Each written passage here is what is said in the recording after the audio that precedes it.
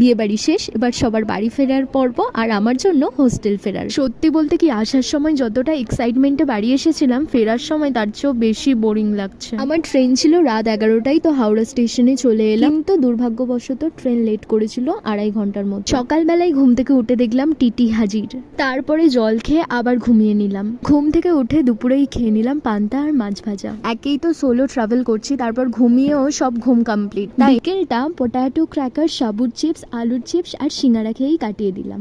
10টা নাগাদ পৌঁছালাম বিজয়বাড়া জাংশন। এখানে এলে মোটামুটি মনে হয় কাছাকাছি চলে এসেছি। তারপর যেটার জন্য একটু হলেও এক্সাইটেড হয়ে ফিরছি সেটা হলো শীতল ওয়েদার, সেটাই একটু চেক করে নিলাম। পরের দিন সকালে আশফল আর ডালমুট দিয়ে ব্রেকফাস্ট সেরে পৌঁছে গেলাম এসএমবিটি। বাড়ি ফেরার সময় যেমন মনে হয় কতক্ষণে বাড়ি পৌঁছাবো, এখন আমার অবস্থা ঠিক তেমনই, কতক্ষণে হোস্টেল পৌঁছাবো। ফাইনালি হোস্টেল পৌঁছালাম আর পুরনো রুটিন স্টার্ট। দেখা হচ্ছে নেক্সট মিনি ভ্লগে।